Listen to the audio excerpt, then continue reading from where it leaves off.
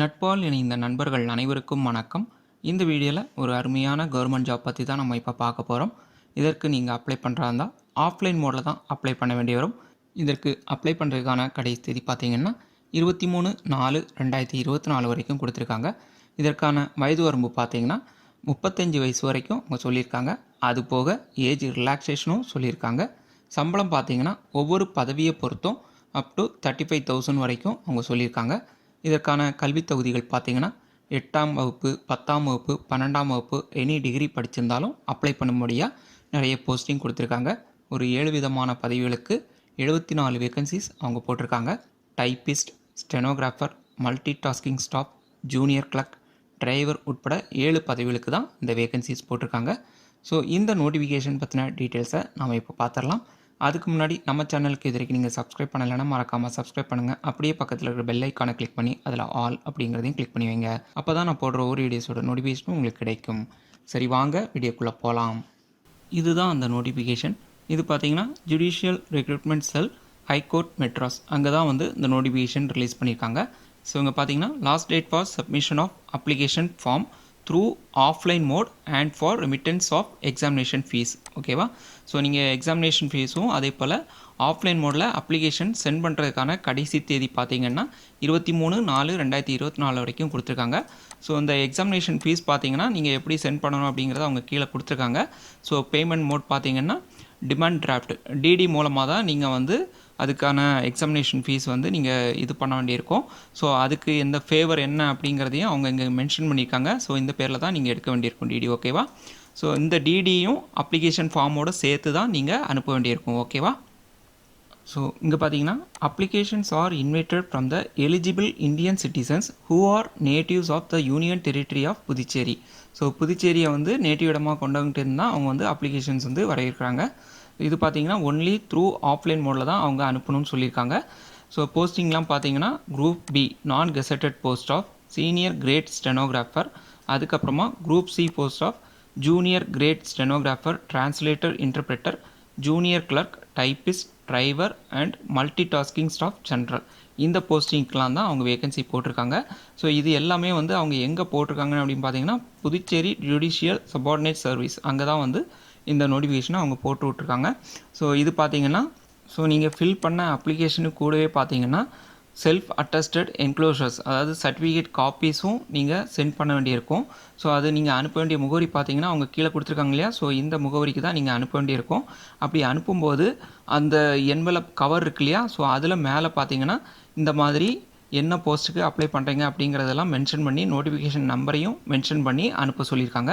அப்படி அனுப்ப கடைசி தேதி பார்த்தீங்கன்னா 23/4/2024 அன்னைக்கு 5:45 மணிக்குள்ளால் அவங்களுக்கு கிடைக்கும்படியாக அனுப்ப சொல்லியிருக்காங்க. Through register post or courier மூலமாக அனுப்ப சொல்லியிருக்காங்க. ஓகேவா? அதுக்கப்புறம் வரக்கூடிய விண்ணப்பங்களை வந்து அவங்க ரிஜெக்ட் பண்ணிவிடுவாங்க சொல்லியிருக்காங்க. ஸோ இதுக்கு கீழே பார்த்தீங்கன்னா அவங்க காஷன்ஸ் சொல்லி சம் டீட்டெயில்ஸ்லாம் கொடுத்துருப்பாங்க. ஸோ இதெல்லாம் படித்து பார்த்துக்கோங்க. ஸோ இதுக்கான அப்ளிகேஷன் ஃபார்ம் பார்த்தீங்கன்னா இங்கே ஒரு வெப்சைட் சொல்லியிருக்காங்க இல்லையா? ஸோ இந்த வெப்சைட்லேருந்து நீங்கள் டவுன்லோட் பண்ணிக்கலாம் சொல்லியிருக்காங்க. ஓகேவா? ஸோ நம்ம மேலே சொன்ன மாதிரி அந்த அட்ரஸ் வந்து அவங்க இங்கே கீழேயும் மென்ஷன் பண்ணியிருக்காங்க எந்த அட்ரஸ்க்கு அனுப்பணுங்கிறது. ஓகேவா? இன்கம்ப்ளீட்டட் அப்ளிகேஷன்ஸ், அதுக்கப்புறமா அப்ளிகேஷனுக்கு கூட நீங்கள் அட்டாச் பண்ண சர்டிஃபிகேட்டோடைய காப்பீஸ், ஜெராக்ஸ் காப்பீஸ் அனுப்பலைனாலோ அல்லது அப்ளிகேஷனுக்கு கூட உங்களுடைய டிடி டிமாண்ட் டிராஃப்ட் அதையும் அனுப்பலைனாலும் அந்த அப்ளிகேஷன் எல்லாத்தையும் அவங்க ரிஜெக்ட் பண்ணிவிடுவாங்கன்னு சொல்லியிருக்காங்க. ஓகேவா? ஸோ இங்கே பார்த்தீங்கன்னா number of vacancies, distribution of vacancies and pay scale எல்லாமே வந்து இங்கே கொடுத்துருக்காங்க. ஸோ இதில் பார்த்தீங்கன்னா first name of the post கொடுத்து அதுக்கான ஸ்கேல் ஆஃப் பே எவ்வளோங்கிறது மென்ஷன் பண்ணி டோட்டல் நம்பர் ஆஃப் போஸ்ட் எவ்வளோங்கிறத மென்ஷன் பண்ணி இங்கே ஒவ்வொரு கேட்டகரி வைஸ் வேகன்சிஸ் எவ்வளவு அப்படிங்கிறதையும் மென்ஷன் பண்ணியிருக்காங்க. ஓகேவா? ஸோ இதில் பார்த்தீங்கன்னா first senior grade stenographer group B post non gazetted post, இதுக்கு பார்த்தீங்கன்னா ஸ்கேல் ஆஃப் பே வந்து 35,400 சொல்லியிருக்காங்க. நம்பர் ஆஃப் போஸ்ட் 6 வேகன்சி சொல்லியிருக்காங்க. அதை வந்து ஒவ்வொரு கேட்டகரிஸ் எவ்வளோ வேகன்சிங்கிறத இங்கே பிரித்து கொடுத்துருக்காங்க. அதே போல் ஜூனியர் கிரேட் ஸ்டெனோகிராஃபர் பார்த்தீங்கன்னா 25,500 ஸ்கேல் ஆஃப் பே சொல்லியிருக்காங்க. 9 வேகன்சி சொல்லியிருக்காங்க. அடுத்ததாக டிரான்ஸ்லேட்டர், இன்டர்பிரட்டர், இது பார்த்தீங்கன்னா 25,500 சொல்லியிருக்காங்க. ஸோ இது 2 வேகன்சி சொல்லியிருக்காங்க. அடுத்ததாக junior clerk group C post, இது வந்து 19,900 ஸ்கேல் ஆஃப் பே சொல்லியிருக்காங்க. இது 23 வேகன்சி சொல்லியிருக்காங்க. அடுத்தது டைப்பிஸ்ட், இது 19,900 தான் ஸ்கேல் ஆஃப் பே, 13 வேகன்சி சொல்லியிருக்காங்க. அதே போல் டிரைவர் இதுக்கு வந்து ஒரு வேகன்சி சொல்லியிருக்காங்க. அடுத்தது மல்டி டாஸ்கிங் ஸ்டாஃப் ஜென்ரல் இதுக்கு வந்து 20 வேகன்சி சொல்லியிருக்காங்க. ஸோ மொத்தம் பார்த்திங்கன்னா 74 வேகன்சிஸ் அவங்க சொல்லியிருக்காங்க. ஓகேவா? ஸோ இதிலே கீழே பார்த்திங்கன்னா அவங்க நோட்டுன்னு சொல்லி மென்ஷன் பண்ணியிருப்பாங்க. இதில் வந்து இங்கே இந்த ஒரு சிம்பிள் மார்க் பண்ணி சொல்லியிருக்காங்களே இந்த போஸ்டிங்கில். ஸோ அதுக்கான அப்ரிவேஷன் என்ன அப்படிங்கிறதையும் அவங்க இங்கே கீழே மென்ஷன் பண்ணியிருப்பாங்க. ஸோ இது நீங்கள் பார்த்தீங்கனாலே உங்களுக்கு தெரியும். ஓகேவா? ஸோ அடுத்ததாக ஏஜ் லிமிட் என்னங்கிறதையும் மென்ஷன் பண்ணியிருக்காங்க. ஃபார் எஸ்சி எஸ்டி இவங்களுக்கு பார்த்தீங்கன்னா மினிமம் 18 வயசும் மேக்ஸிமம் பார்த்தீங்கன்னா 35 + 2 இயர்ஸ் சொல்லியிருக்காங்க. அதுக்கப்புறமா ஃபார் எம்பிசி ஓபிசி இபிசி பிடிபிசி இவங்களுக்கு மினிமம் 18 வயசும் மேக்ஸிமம் 33 + 2 இயர்ஸ் சொல்லியிருக்காங்க. அதர்ஸ் இவங்களை தவிர மீது எல்லாருக்கும் பார்த்தீங்கன்னா மினிமம் 18 வயசும் மேக்ஸிமம் 30 + 2 இயர்ஸும் சொல்லியிருக்காங்க. ஓகேவா? அடுத்ததாக இங்கே எஜுகேஷனல் அண்ட் டெக்னிக்கல் குவாலிஃபிகேஷன் கொடுத்துருக்காங்க. ஒவ்வொரு போஸ்டிங்க்குமே தனித்தனியாக கொடுத்துருக்காங்க. ஃபஸ்ட் பார்த்தீங்கன்னா சீனியர் கிரேட் ஸ்டெனோகிராஃபர் இந்த போஸ்டிங்க்கு எஜுகேஷனல் குவாலிஃபிகேஷன் பார்த்தீங்கன்னா degree of a recognise university சொல்லியிருக்காங்க. ஸோ இவங்களுக்கான டெக்னிக்கல் குவாலிஃபிகேஷன் பார்த்தீங்கன்னா pass in the following subject conducted by state board of examination or board of technical examination or board of technical education and training recognised by government of புதுச்சேரியில் இருக்கலாம் சொல்லியிருக்காங்க. So அதுக்கு கீழே பார்த்தீங்கன்னா அது என்னென்னங்கிறது மென்ஷன் பண்ணியிருக்காங்க. Stenography lower or junior grade English, அதுக்கு கூட typewriting higher or senior great English, அதுக்கு கூட typewriting lower or junior grade in Tamil or Malayalam or Telugu இருக்கணும்னு சொல்லியிருக்காங்க. ஸோ ஓகேவா? ஸோ இதெல்லாம் டெக்னிக்கல் குவாலிஃபிகேஷனில் இருக்கணும்னு சொல்லியிருக்காங்க. ஸோ அடுத்தது பார்த்தீங்கன்னா அதே போல் ஜூனியர் கிரேட் ஸ்டெனோகிராஃபர் இதுக்கு பார்த்தீங்கன்னா 12ஆம் கிளாஸ் பாஸ் பண்ணியிருக்கணும்னு சொல்லியிருக்காங்க. அப்படி இல்லைன்னா அதுக்கு ஈக்குவலான ரெகக்னைஸ் போர்டு அல்லது யூனிவர்சிட்டியில் இருக்கணும்னு சொல்லியிருக்காங்க.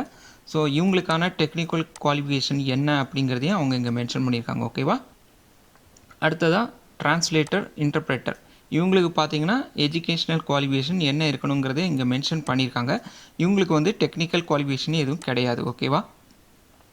அதே போல் ஜூனியர் கிளர்க்கு இதுக்கு பார்த்தீங்கன்னா 12ஆம் கிளாஸ் பாஸ் பண்ணியிருக்கணும். அப்படி இல்லைன்னா அதுக்கு ஈக்குவலான ரெகக்னைஸ் போர்டில் படிச்சிருக்கணும் ஆர் யூனிவர்சிட்டியில் இருக்கணும்னு சொல்லியிருக்காங்க. ஸோ இவங்களுக்கு என்ன டெக்னிக்கல் குவாலிஃபிகேஷன் பார்த்தீங்கன்னா a pass in typewriting lower or junior grade examination in English or Tamil or Malayalam or Telugu conducted by the government board of technical educationல இருக்கணும்னு சொல்லியிருக்காங்க. ஓகேவா? ஸோ அதே போல் தான் இங்கே டைப்பிஸ்ட்டுக்கும் அவங்க தனியாக என்ன குவாலிஃபிகேஷன் மென்ஷன் பண்ணியிருக்காங்க, அவங்களுக்கான டெக்னிக்கல் குவாலிஃபிகேஷன் என்னங்கிறதையும் இங்கே மென்ஷன் பண்ணியிருக்காங்க. அதே போல் டிரைவர் இவங்களுக்கு பார்த்தீங்கன்னா 8ஆம் கிளாஸ் பாஸ் பண்ணியிருந்தாலே போதும் சொல்லியிருக்காங்க. இவங்களுக்கான டெக்னிக்கல் குவாலிஃபிகேஷன் இங்கே மென்ஷன் பண்ணியிருக்காங்க. அடுத்து பார்த்தீங்கன்னா மல்டி டாஸ்கிங் ஸ்டாஃப் ஜென்ரல் இதுக்கு பார்த்தீங்கன்னா 10ஆம் கிளாஸ் பாஸ் பண்ணியிருந்தாலே போதும். அப்படி இல்லைன்னா அதுக்கு ஈக்குவலானது ஏதாவது படிச்சிருக்கணும்னு சொல்லியிருக்காங்க. இவங்களுக்கு டெக்னிக்கல் குவாலிஃபிகேஷன் எதுவும் கிடையாது. ஓகேவா? ஸோ இங்கே எக்ஸாமினேஷன் ஃபீஸ் எவ்வளோ அப்படிங்கிறத இங்கே மென்ஷன் பண்ணியிருக்காங்க. ஸோ இதில் பார்த்தீங்கன்னா UR EWS MBC OBC PDBCM EBC applicants இவங்களுக்கு பார்த்தீங்கன்னா இங்கே வந்து இங்கே மென்ஷன் பண்ணியிருக்கிற போஸ்ட்டுக்கு எல்லாத்துக்கும் 750 ரூபா ஒவ்வொரு போஸ்ட்டுக்கும் தனித்தனியாக சொல்லியிருக்காங்க. ஸோ அதே போல் for the post of driver and MTS general இந்த 2 போஸ்ட்டுக்கும் பார்த்தீங்கன்னா ஈச் போஸ்ட்டுக்கு ரூபாய் 500 சொல்லியிருக்காங்க. ஓகேவா? ஸோ அதே போல் இவங்களை தவிர மீதி இவங்களுக்கெல்லாம் பார்த்தீங்கன்னா எக்ஸாமினேஷன் ஃபீஸ் எதுவுமே கிடையாது. ஓகேவா? ஸோ பிளேஸ் ஆஃப் போஸ்டிங் எங்கே இருக்கும் அப்படிங்கிறது அவங்க இங்கே மென்ஷன் பண்ணியிருக்காங்க. ஸோ இதை பார்த்துக்கோங்க. அதே போல் ஸ்கீம் ஆஃப் செலெக்ஷன் எப்படி இருக்குங்கிறது கொடுத்துருக்காங்க. ஸோ இதெல்லாமே வந்து இதில் டீட்டெயிலாக கொடுத்துருக்காங்க. அதே போல் எக்ஸாமினேஷன் சென்டர் எங்கே இருக்குங்கிறதையும் அவங்க இங்கே மென்ஷன் பண்ணியிருக்காங்க. ஸோ இது பார்த்திங்கன்னா நோட்டிஃபிகேஷன், அதுக்கப்புறமா இது வந்து அப்ளிகேஷன் ஃபார்ம். ஓகேவா? ஸோ இதில் என்னென்ன டீட்டெயில்ஸ்லாம் கேட்டிருக்காங்களோ அதெல்லாம் கரெக்டாக ஃபில் பண்ணி நீங்கள் வந்து அனுப்ப வேண்டியிருக்கும். அதே போல் இதுக்கான காமன் இன்ஸ்ட்ரக்ஷன் என்ன அப்படிங்கிறது எல்லாமே வந்து அவங்க இங்கே கொடுத்துருக்காங்க. ஸோ இதை நீங்கள் பார்த்தீங்கனாலும் உங்களுக்கே தெரியும்.